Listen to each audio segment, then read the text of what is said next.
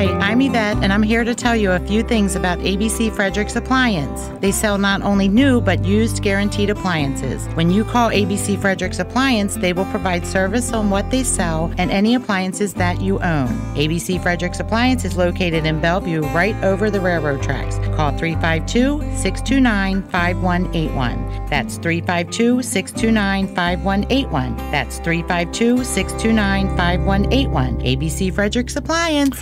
All right, thank you. 5 minutes after 11 o'clock, a little bit rainy out there. Have you ever had hives? Have you ever known somebody who had hives? And if you've had anything, hives or anything, there's usually somebody who, you know, a friend, a family member, and they will tell you exactly what you probably did. You know what you probably did? You worried a little bit too much, or you ate some oysters, or everybody's got their own idea about, you know, what might have happened.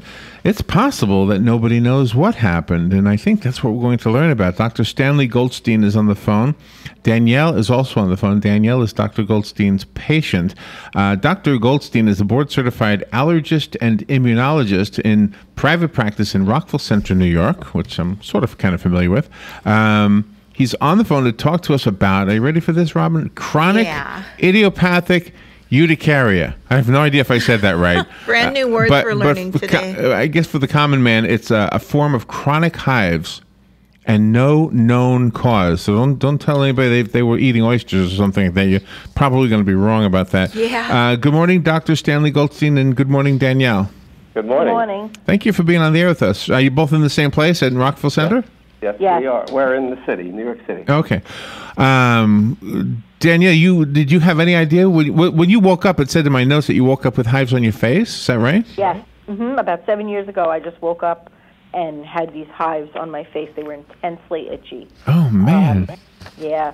I went to a doctor, and I was my primary care doctor, and I was given, antihistamines, and those did not clear it up. They weren't able to control the hives.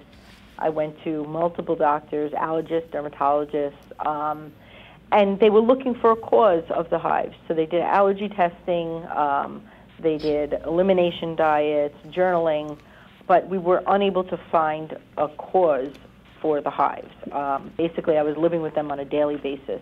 They would move around. They weren't always on the face. Sometimes they'd be on the legs or the back or the feet. But it was constant. Constant itchiness, intensely itchy. I finally, after about a year, met with Dr. Goldstein, and he was the one who diagnosed me with CIU.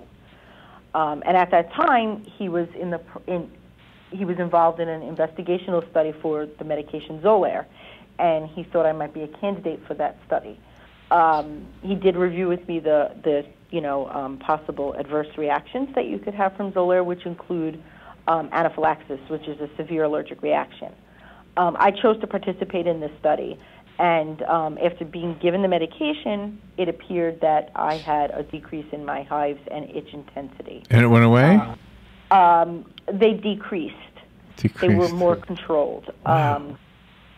And so, but I'm here today because I wanted to raise awareness of this condition. Yeah. I'm working with Novartis and Genentech to raise awareness of this condition and also of this new treatment, Xolair, that was FDA approved in March of 2014 to treat CIU, and just to get the word out so that people, have some information and are empowered and can talk to their doctor or healthcare provider about this condition and about whether or not Xolair might be right for them. So, doctor, we don't know what causes it, but we have a cure. Or not a cure, but a treatment. A treatment, yeah. I guess that's a better way to say it. Wow. So she has to live with it for the rest of her life, or do you think there's hope in the future? There's definitely hope in the future, and chronic idiopathic urticaria. Let me just speak specifically a little about that, so people understand it. First of all, Danyele is one of 1.5 million Americans who have CIU. Matter of fact, it is more common in females, two times more common in females than males. And as you already heard, and as you already mentioned, there really is no known specific cause. It occurs generally from the ages of 20 to 40, but you could have both younger people and seniors who have chronic idiopathic urticaria. So the challenge about chronic idiopathic urticaria is the fact that it's chronic. You heard in Danyele, case that was lasted for more than 1 year. Idiopathic is telling a person, look, there is no known specific cause, and the challenge of healthcare providers is going through a whole litany of potential causes and then saying to someone, there's no known cause for your hives, but there is a treatment. And as you heard in Danyele's case, she was initially started on antihistamines. Antihistamines are an improved medication for the treatment of urticaria, which includes CIU, but 50% of people, and again, in Danyele's case, she's one of those 50%, do not respond to antihistamines. And Xolair is the medication that she was involved in the clinical study. Xolair is spelled with an X, Xolair, and it's specifically indicated for adults and adolescents 12 years of age and older who have chronic idiopathic urticaria that are unresponsive to antihistamines. It's not indicated for other urticaria, and it's not indicated for children under the age of 12. But if someone doesn't realize these symptoms, looking at the collection of symptoms, a person might think that they're having a heart attack. They may think it doesn't have symptoms of chest pain, so it's not heart attack symptoms, but it's allergic symptoms. So therefore, as you heard in Danyele, people think, well, it's caused by a different allergen. It's caused by this food. It's caused by this allergen exposure. And that's why they go through this whole thinking they're allergic to a certain item, removing it, and seeing nothing changes. And that's the challenge on the part of the patients. It takes a while to get that appropriate diagnosis. But in those healthcare providers that have a knowledge of it, and that's one of the important surrounding events regarding World Urticaria Day, which is actually October 1st, 2014. This is the first World Urticaria Day. The purpose is of making sure there's awareness on the part of the patient, healthcare provider, media, politicians, making sure healthcare providers are better educated on it, about the how to make that diagnosis and treatment, and letting people know then that they're not alone. So if only 1 in 1.8 million people have this, how accessible is the medication? It's 1.5 million Americans have it. She's one of 1.5 million. Oh, I see what you're saying. Okay. The medication is accessible. Again, if you have that specific indication that you're unresponsive to antihistamines, that's when a healthcare provider should think, okay, you have CIU, maybe Xolair is appropriate for you. It's not appropriate for everyone, but it's definitely another medication that's indicated for those type of patients. Okay, and is the awareness campaign that you're doing, in addition to reaching common people like us, are you also educating doctors? Is this news for the doctors? Yes, it is news for the doctor because of this recently approved medication, and also trying to come up with that specific diagnosis. Wow. There's more information in medical literature regarding that. I wonder how many people are listening saying, oh my goodness, this might be for me. Exactly. They might be relating to what Danyele said. That's why we're here today. Yeah. Well, that's good. So your life is back to normal pretty much, Danyele. Am I right? I mean, I'm receiving the Xolair on a monthly basis, and my symptoms have improved. Is it something? Is it a pill or is it a shot? How do you take it?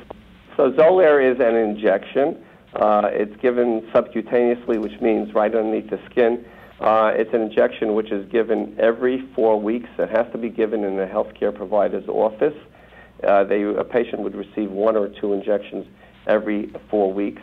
And because of that potential adverse effects, anaphylaxis, Danyele mentioned anaphylaxis is a serious allergic reaction that can result even in death. Symptoms can be feeling faint, dizzy, having difficulty in breathing, but that's why it should be given in the healthcare provider's office, and the patients should remain there for an appropriate period of time. And then when they leave, we make sure they're educated on what those symptoms are of that severe allergic reaction, and therefore they know when to seek medical help in time. And that's really nice that all of this is being brought to the forefront, because sometimes doctors can't pinpoint it right away. And in Danyele's case, she had to do a lot of different treatments before they finally zeroed in on what it was. Yes. That made it challenging. Okay, we're just about out of time. The websites are probably what our listeners will need the most. What are they? So at this point, the best person to speak to and get more information is go to their primary care physician. If a primary care physician does not have enough knowledge of it, going to a specialty physician such as an allergist or a dermatologist are those specialty physicians that have knowledge of CIU, making the diagnosis and the treatments. Okay. And Xolair spelled with an X, Xolair. And the website is already on the WOCA website, so if you can't write it down as you're driving, it's easy to find. Just go to our website. Dr. Goldstein and Danyele, thank you both for being on the air with us today. Thank you for having us. All right, great interview. We'll take a little break, and we'll be right back. The weather is brought to you by myfwc.com. Safe boating is no accident. More clouds and sun today with a couple of showers and a thunderstorm around during the afternoon and evening hours. The high today 82 to 86. Mostly cloudy later tonight, though 68 to 72. For tomorrow and Thursday, intervals of clouds and sun with a couple of showers and a thunderstorm around, mainly during the afternoon hours of each day. High both days 83 to 87. From the Florida Weather